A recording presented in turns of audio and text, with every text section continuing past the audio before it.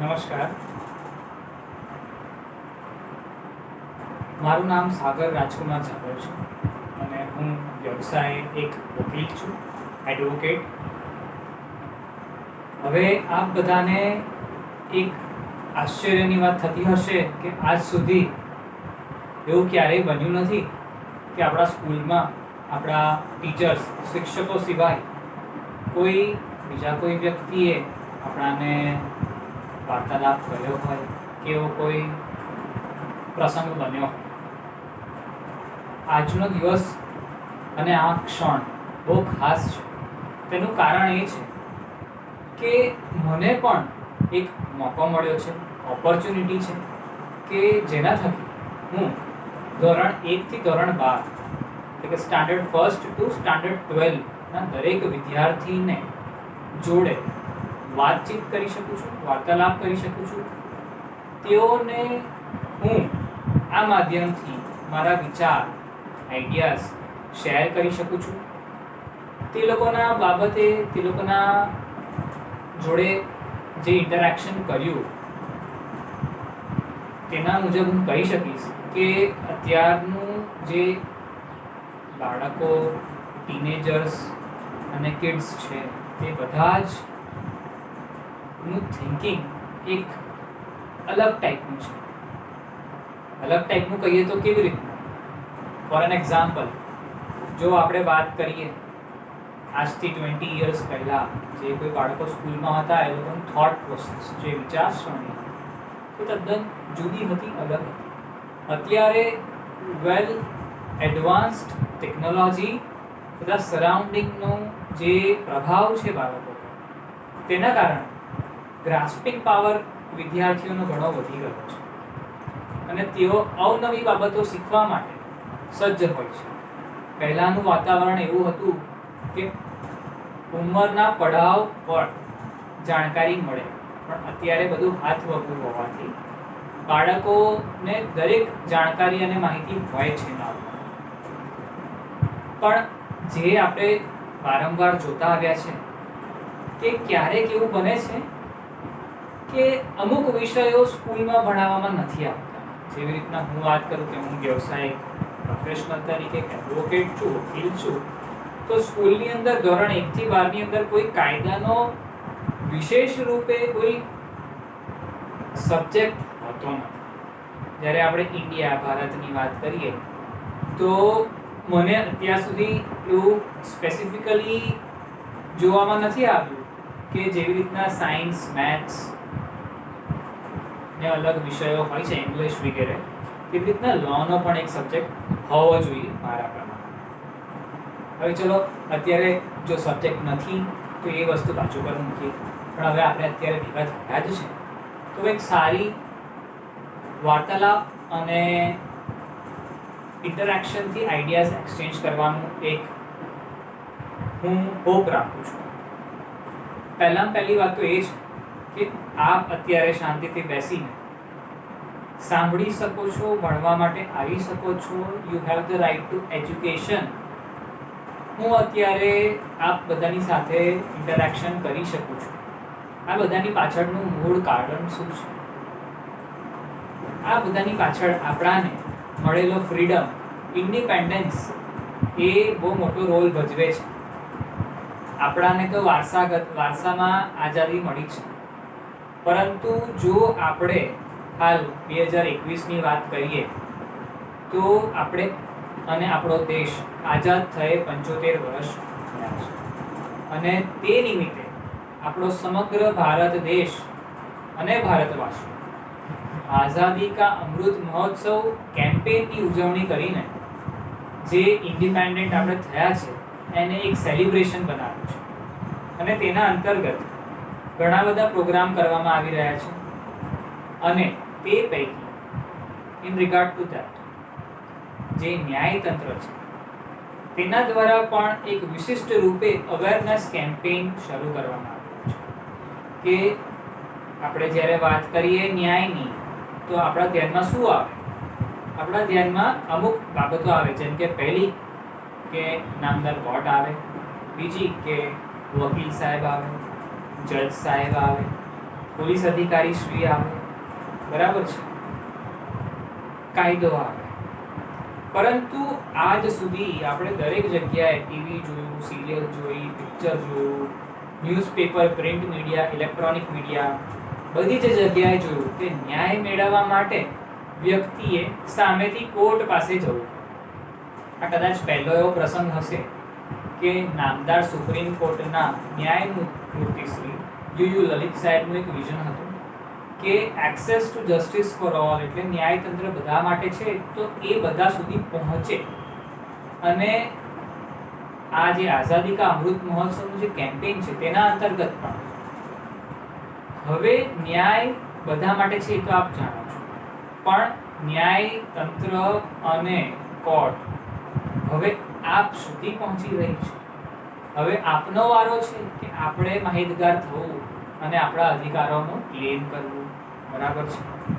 પહેલાનો જમાનો અલગ હતો, અત્યારે બહુ એડવાન્સ થઈ ગયું છે, બધું ટેકનોલોજી આવી ગઈ છે.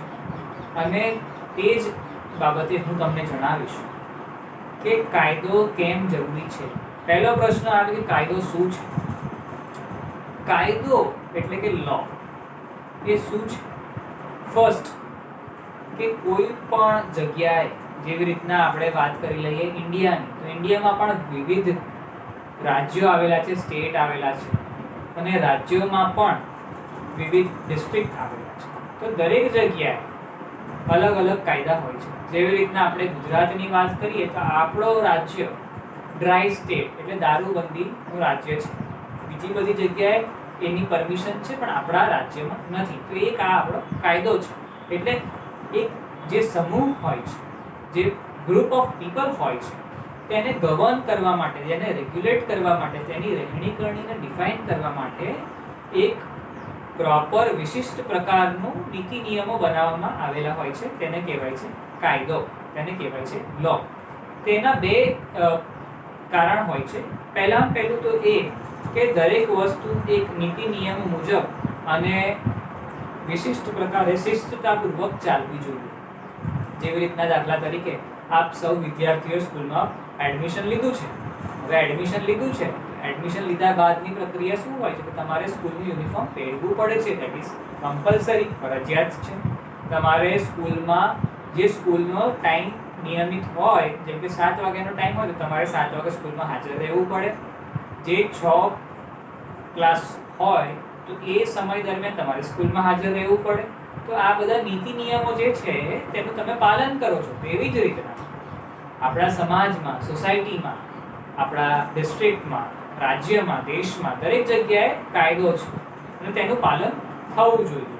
હવે પહેલી વાત કે બધાને સગવડતા થઈ રહે એના કારણથી કાયદો બનાવવામાં આવેલો છે. બધા સમાન છે, બધા સમકક્ષ છે. આપણા દેશમાં ઇક્વાલિટી છે, જે આપણાને સંવિધાન દ્વારા આપવામાં આવેલું છે.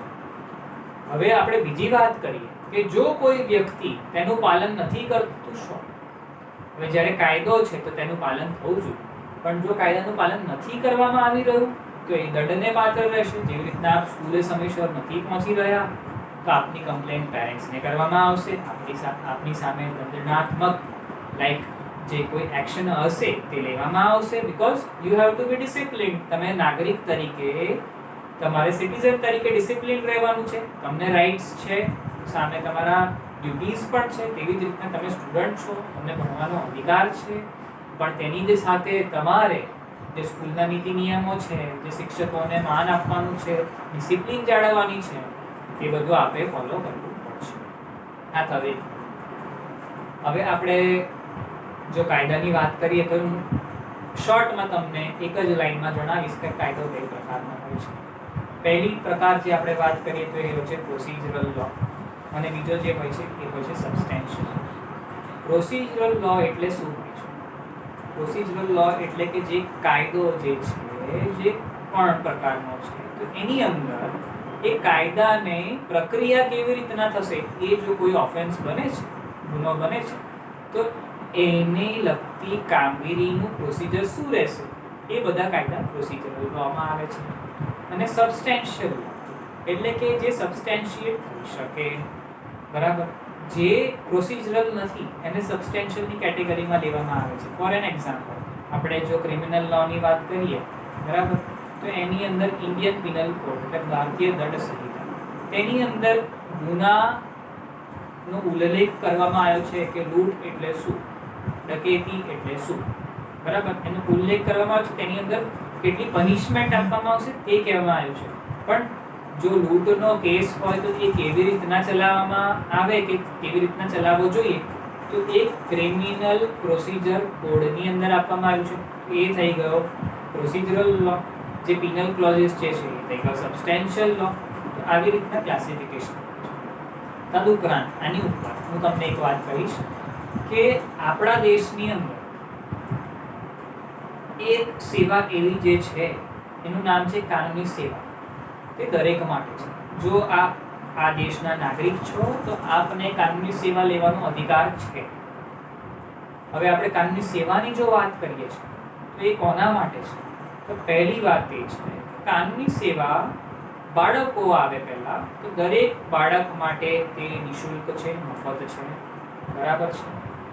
હવે બાળકોને થશે કે અલગ અલગ રિલિજનના છે, અલગ અલગ કેટેગરીના છે, અલગ અલગ બેકગ્રાઉન્ડથી આવી રહ્યા છે, જે ઇકોનોમિકલ બેકગ્રાઉન્ડ કહી લો, સોશિયલ બેકગ્રાઉન્ડ કહી લો, એટલે જે ક્લાસિફિકેશન બનાવવામાં આવેલું છે, વર્ગીકરણ કરવામાં આવેલું છે, તો શું બધાના માટે ઉપલબ્ધ છે? યસ, બધાના માટે ઉપલબ્ધ છે. આ બાળકોને જણાવવાનું કે જ્યાં પણ આપણા દેશની અંદર કોર્ટ હશે, નામદાર કોર્ટ હશે, ત્યાં દરેક જગ્યાએ કાનૂની સેવાની ઓફિસ હશે, લીગલ સર્વિસીસની ઓફિસ હશે. એટલે જો આપને આગળ જતા કંઈ પણ કારણોસર કોર્ટમાં જવાનું થાય છે અને આપ મૂંઝવણમાં છો કે હવે શું કરીશું, તો આપ કોર્ટમાં જઈને આપના એકદમ નજીકના જે રિશ્તેદાર કહેવાય કે જે નોન કહેવાય એવી રીતના આપ ટ્રસ્ટ કરી શકો છો. તો એ એક કચેરી છે જેનું નામ છે કાનૂની સેવાની કચેરી, લીગલ સર્વિસ ઓફિસ. ભલે એ honourable supreme court of India હોય, honourable high court of the states હોય, કાં તો પછી ડિસ્ટ્રિક્ટ કોર્ટ હોય, કાં તો પછી તાલુકા કોર્ટ હોય, દરેક કક્ષાએ લીગલ સર્વિસની ઓફિસ આવેલી છે. તો આપ ત્યાં સંપર્ક કરી શકો. હવે બીજું તમને કહેવાનું કે જો કોઈ પણ કાયદાકીય પ્રશ્ન ઉપસ્થિત થયો કે તમને કાયદાકીય સલાહ જોઈએ છે, કોઈ પણ કાયદાકીય માહિતી જોઈએ છે, તો આપ લીગલ સર્વિસીસ એટલે કે કાયદાકીય સેવાની કચેરીનો સંપર્ક કરી શકો છો. તો સંપર્ક કેવી રીતના કરી શકાય? તો પહેલું મેં જેમ જણાવ્યું તેમ કે દરેક કોર્ટ પરિસરની અંદર કાનૂની સેવાની ઓફિસ હોય છે, ત્યાં તમે રૂબરૂ જઈ શકો છો, ત્યાં તમને જે કંઈ ક્વેરી હોય તમે કહી શકો છો.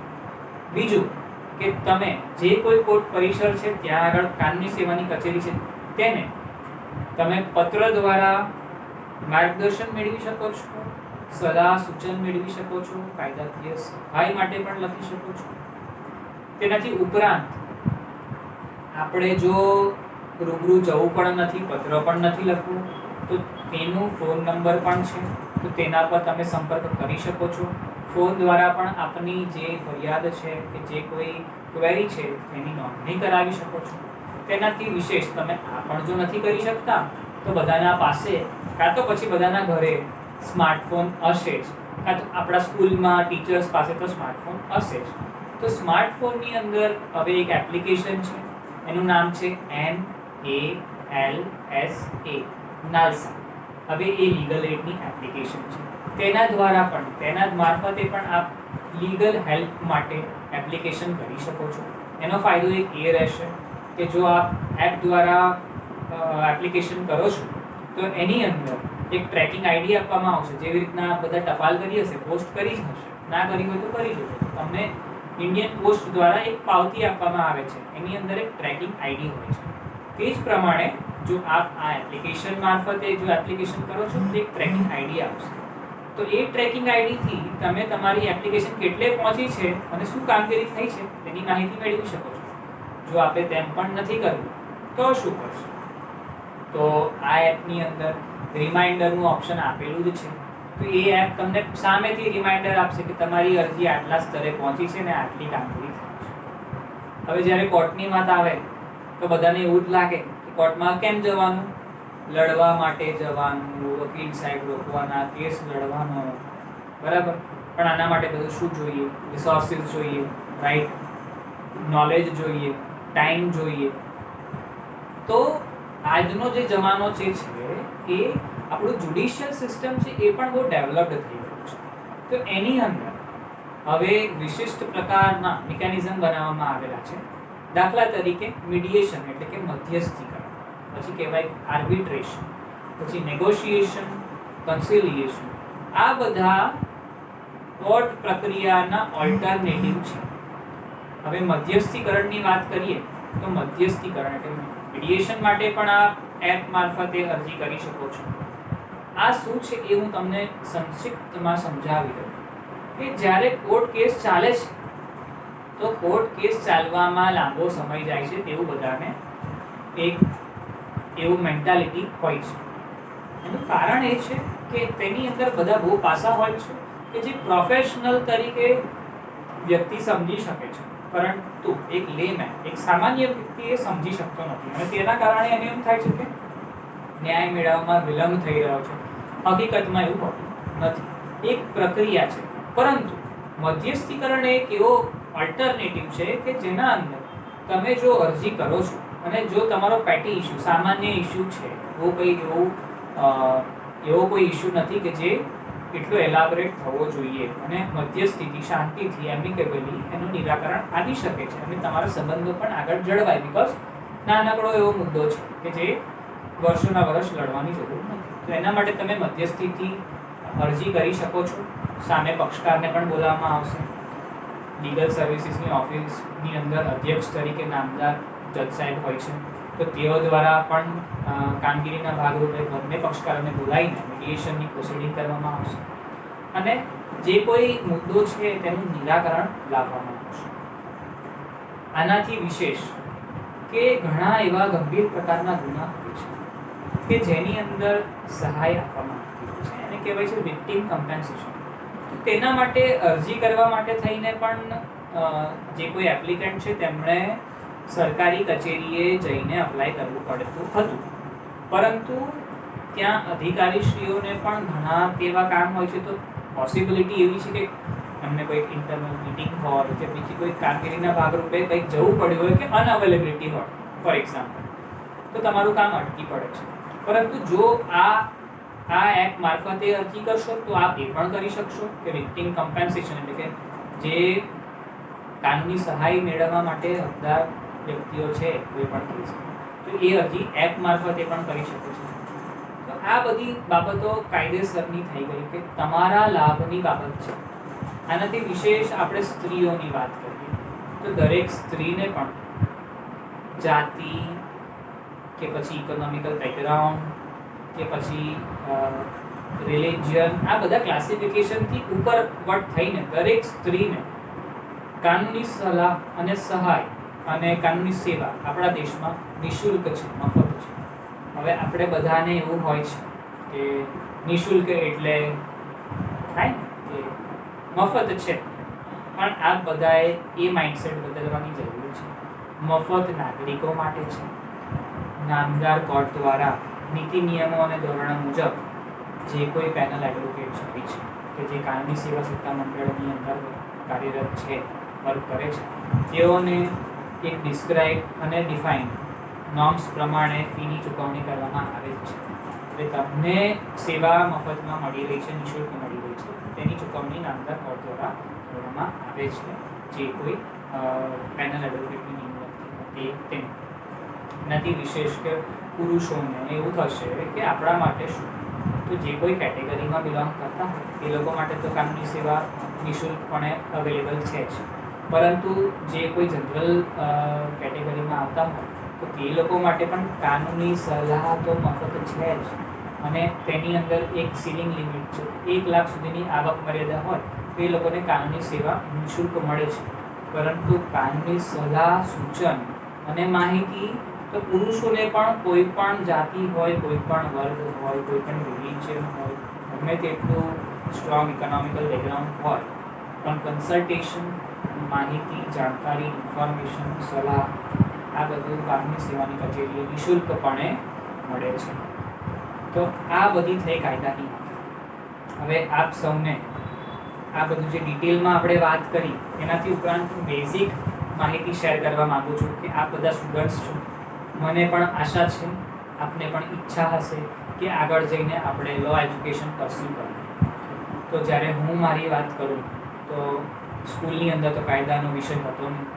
તો મારી સ્કૂલ પત્યા પછી પોતે મેં લો સ્કૂલની અંદર એડમિશન લીધું. 5 યર્સનું ઇન્ટિગ્રેટેડ લો કર્યા બાદ લોની ડિગ્રી અવેલ કરી છે. હવે લો સ્કૂલમાં એડમિશન લેવા માટે 2 પ્રોસેસ હોય છે, જેમ કે તમે કોમન લો એડમિશન ટેસ્ટ એટલે કે ક્લેટની એક્ઝામ આપી શકો છો, જે રાષ્ટ્રીય સ્તરે હોય છે, અને રિજનલ કોલેજીસ પણ તેમનો પોતાનો જે એન્ટ્રન્સ ટેસ્ટ છે તે કન્ડક્ટ કરે છે.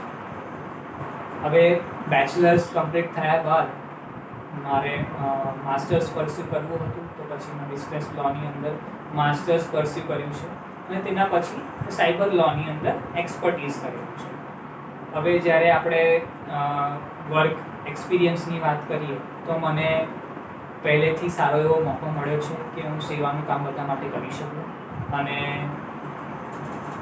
હું પોતે નામદાર ગુજરાત હાઈકોર્ટના સ્વર્ગસ્થ ન્યાયમૂર્તિ શ્રી G.R. ઉધવાણી સાહેબના ચેમ્બર આસિસ્ટ કરી અને રિસર્ચની કામગીરી તેમની સાથે કરીને અનુભવ મેળવેલ છે, અને સેવાનું કામમાં કાર્યરત છે.